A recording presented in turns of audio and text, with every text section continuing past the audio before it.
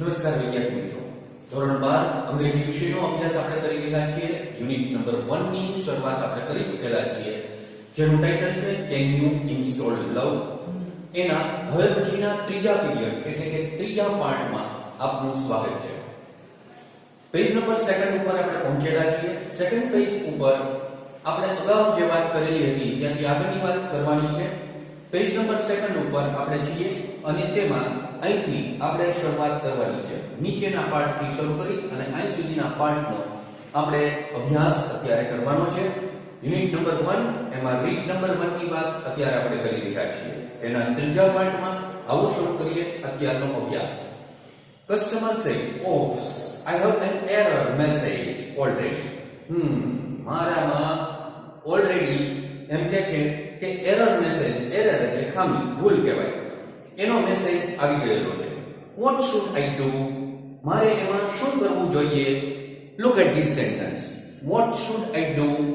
should સહાયકારક ક્રિયાપદ સાથેની વાક્ય રચના. એ વાક્યની અંદર આપણે હવે ચેન્જ ધ વોઇસ કરવા જઈ રહ્યા છીએ. What should I do? Change the voice in this sentence.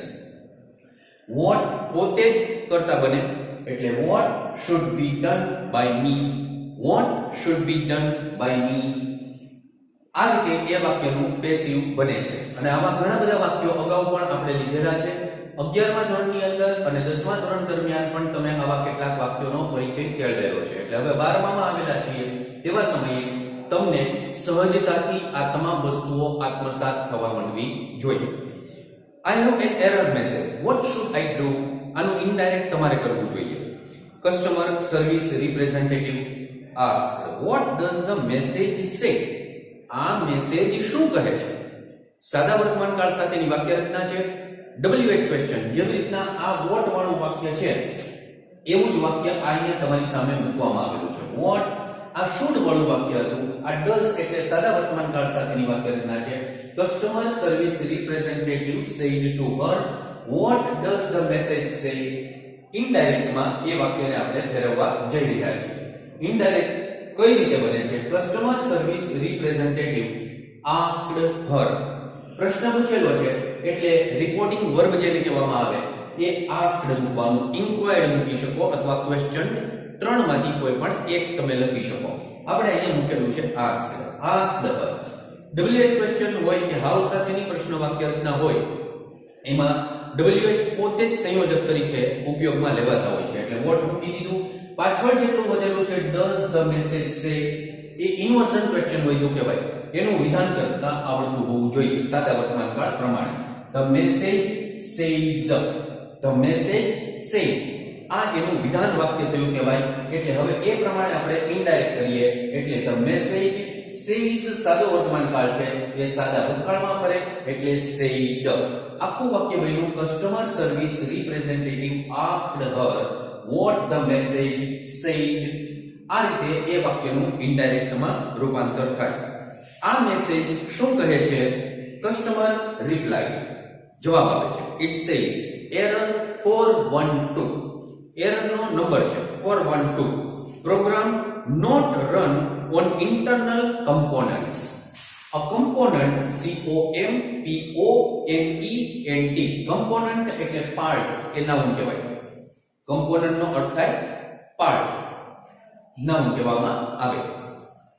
એ કહે છે કે પ્રોગ્રામ જે છે એ નથી રન કરી રહ્યો ઓન ઇન્ટરનલ કમ્પોનન્ટ્સ, આંતરિક કમ્પોનન્ટ્સ ઉપર એ ચાલી રહ્યો નથી. Vote does that mean? જો હવે એ વાક્ય કેવું હોય? વોટ ડઝ ધેટ મીન આના જેવું થયું ને. હવે એનું ઇનડાયરેક્ટ તમારે કરવું જોઈએ. પ્રયત્ન કરો માનસિક રીતે. પ્રશ્ન પૂછનાર કોણ છે? કસ્ટમર છે. તો અહીં કોણ આવી જશે? Customer. Said to customer representative, બરાબર? Customer service representative. What does it mean? આમ અર્થ એનો કરવાનો. What does that mean? તો એ પ્રમાણે ઇનડાયરેક્ટ તમે કરવાનો માનસિક રીતે પ્રયત્ન કરજો. એક વાક્યનું સ્પૂન ફીડિંગ કરાવવાની જરૂર હોતી નથી. થોડું થોડું લર્નિંગની પ્રક્રિયામાં પ્રવેશતા જશો એમ તમને વધારે સારી રીતે આવડતું જશે. કસ્ટમર સર્વિસ રિપ્રેઝેન્ટેટિવ એને એડવાઇસ આપે છે અથવા તો કોન્સોલેશન આપે છે. Don't worry ma'am, that is a common problem. જો હવે એ વાક્ય અહીં મૂકવામાં આવેલું છે, customer service representative said to her, don't worry ma'am. Imperative પ્રકારની વાક્ય રચના છે, ઇનડાયરેક્ટ ની અંદર ફેરવીએ. આગળના ટાસ્કની અંદર પણ આપણે આવું એક વાક્ય ઇનડાયરેક્ટ ની અંદર ફેરવવાનો પ્રયત્ન કરેલો હતો. કેવી રીતના ફરે છે જુઓ, કસ્ટમર સર્વિસ રિપ્રેઝેન્ટેટિવ કોન્સોલ્ડ. તો કોન્સોલ એટલે આશ્વાસન આપવું, આશ્વાસન આપે છે. કોન્સોલ્ડ હર વિથ રિસ્પેક્ટ. મેમ શબ્દની વાત ઘણી બધી વાર તમને કરી દીધેલી છે કે એવા પ્રકારના વાક્ય એ રિસ્પેક્ટ ને રજૂ કરતા હોય એવા પ્રકારના વાક્ય કહેવાય. એટલે વિથ રિસ્પેક્ટ પછી વાક્ય નકાર છે ઇમ્પરેટિવ માં, એટલે not to worry, not to worry. આખું વાક્ય બન્યું customer service representative consoled. Reporting વર્બનું જ મહત્વ હોય છે. 12મા ધોરણની અંદર જ્યારે તમે પ્રવેશેલા છો એવા સમયે ડાયરેક્ટમાંથી ઇનડાયરેક્ટ કરતા હો એવા સમયે વાક્યના ભાવ મુજબ જો તમે યોગ્ય પ્રકારનું રિપોર્ટિંગ વર્બ વાપરી શકો છો તો તમારી હથોટી અંગ્રેજી ઉપર સારા પ્રમાણમાં છે એવું સાબિત થાય છે. એટલે યોગ્ય રિપોર્ટિંગ વર્બ જો તમને પસંદ કરતા આવડે અને at a moment when you are writing એ સમયે જો તમને એ એપ્લાય કરતા આવડે તો સમજી લેવાનું કે તમે અંગ્રેજી ઉપર સારો કમાન્ડ પ્રાપ્ત કરી રહ્યા છો. એટલે customer service representative consoled her with respect not to worry. આ રીતે આ વાક્યનું ઇનડાયરેક્ટમાં રૂપાંતર થશે. Not to worry, don't worry ma'am, that is a common problem. આ એક સામાન્ય પ્રશ્ન છે. It means that the love program is set up to run on external hearts. એનો અર્થ એવો થાય છે કે માત્ર બાહ્યિક હૃદય ઉપર જ એ એક રન જે છે લવ પ્રોગ્રામ એ કરી રહ્યો છે. But has not yet been run on your heart. પરંતુ તમારા હૃદય ઉપર એ ચાલી રહેલો નથી. It is one of those complicated programming things. આ એક આંટીઘૂંટી વાળો પ્રોગ્રામિંગ વસ્તુ છે. But in non technical terms, પણ તમે આ વાત મેં જે રજૂ કરી એ ટેકનિકલ વસ્તુ છે, પણ બાહ્યિક રીતે જોવા જાઓ તો નોન ટેકનિકલ ટર્મ્સની દ્રષ્ટિએ you have to love your oven machine before it can love others. એટલે કે તમારે સૌથી પહેલા તમારી જાતને ચાહવાની છે, ત્યાર પછી જ તમે અન્ય લોકો સુધી એ પ્રેમ પહોંચાડી શકો છો. એટલે લવ થાયસેલ્ફ, જેમ જીસસ ક્રાઇસ્ટે કહેલું હતું લવ થાયસેલ્ફ, તમારી જાતને સૌથી પહેલા ચાહો. એમ તમે સૌથી પહેલા તમારા સ્વ તરફ એકદમ પ્રેમ ભાવ દર્શાવો તો તમે અન્ય તરફ પ્રેમ અને લાગણી દર્શાવી શકશો, ત્યાં સુધી નહીં. લવ your oven machines before it can love others. Customer ask, so what should I do? વળી પાછું શુડ વાળી વાક્ય રચના આવી, વોટ શુડ આઈ ડુ, જેનું ઇનડાયરેક્ટ આપણે ત્યારે કીધેલું હતું કે તમે કરજો.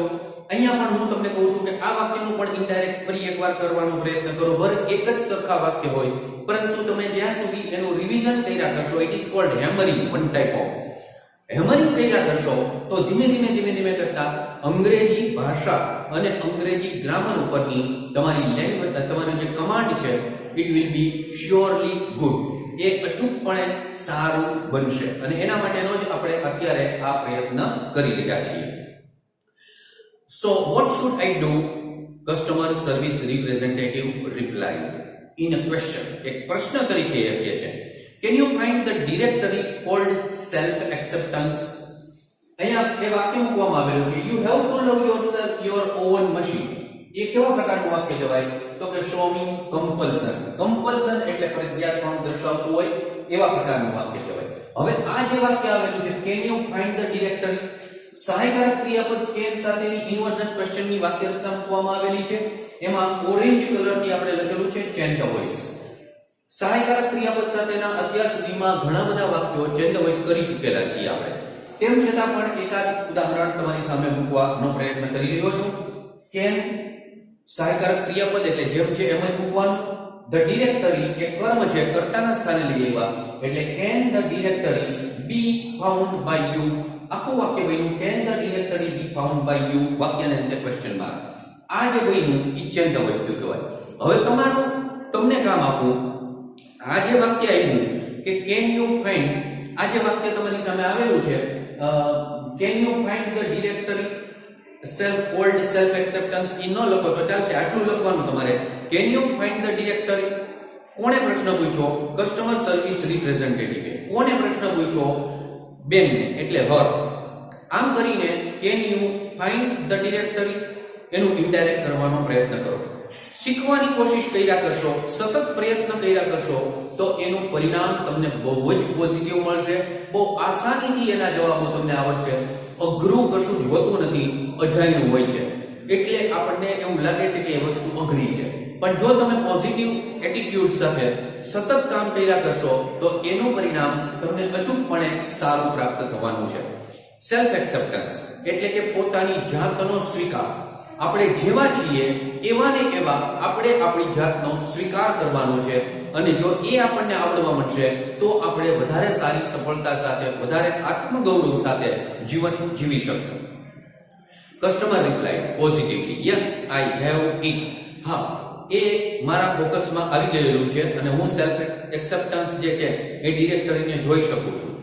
Customer service representative praised her. Excellent એમ કરે છે ને કે પ્રેઝિંગ જેવું કહેવાય. You are getting good at this.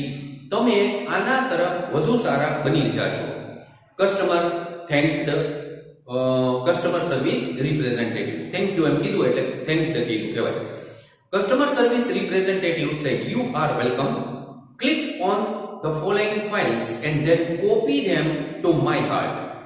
આટલી ફાઇલ જે છે એના ઉપર ક્લિક કરો અને પછી એની કોપી માય હાર્ટ ઉપર કરો. forgive self.com, self-esteem.txt એટલે ટેક્સ્ટ, realize worth.text અને goodness.document. આના જેવી ફાઇલ્સ એટલે કે જે તમામ પ્રકારની પોઝિટિવ ફાઇલ્સ છે. બીજાને માફ કરવાની વૃત્તિ એટલે ફોરગિવનેસ વાળી વાક્યરચનાની વાત કરી. સેલ્ફ એસ્ટીમ એટલે પોતાની જાતને સતત પ્રોત્સાહિત કર્યા કરવી, એ સેલ્ફ એસ્ટીમ ડોટ ટેક્સ કહેવામાં આવે. રિયલાઇઝ વર્થ, તમારું મૂલ્ય સમજો, જાતનું મૂલ્ય સમજો, એના માટેની ફાઇલ તમારે ડાઉનલોડ કરવાની છે. અને ગુડનેસ એટલે કે સારક જે કહેવામાં આવે એ સારક તમારી અંદર ઇનબિલ્ટ કરવાની છે.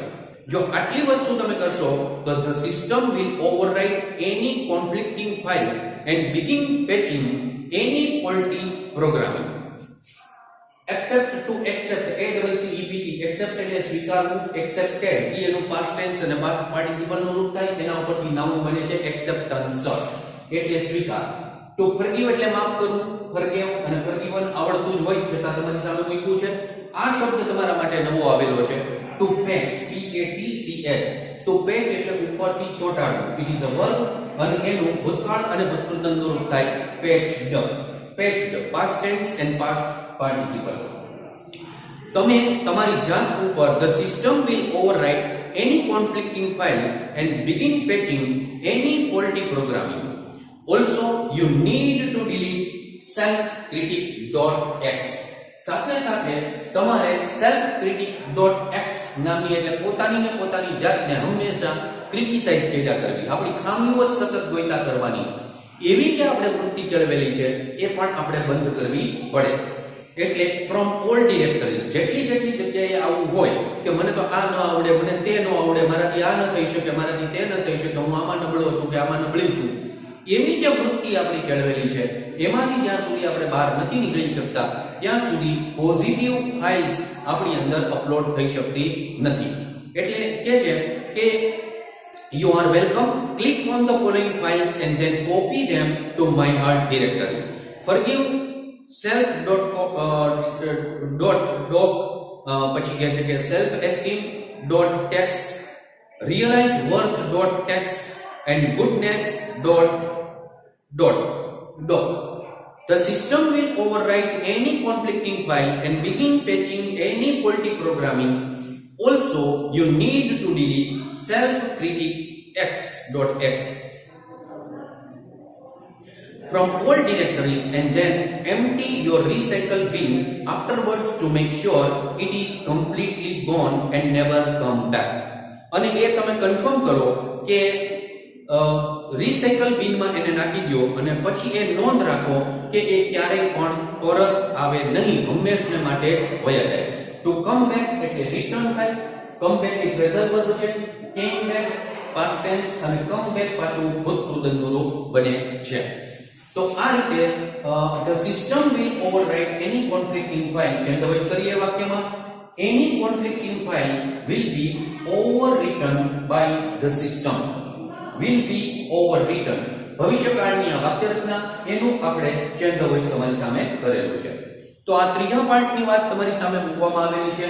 આવો હવે એના પછી આપવામાં આવેલા પ્રશ્નોની ચર્ચા એક વખત કરી લઈએ. What does the message say?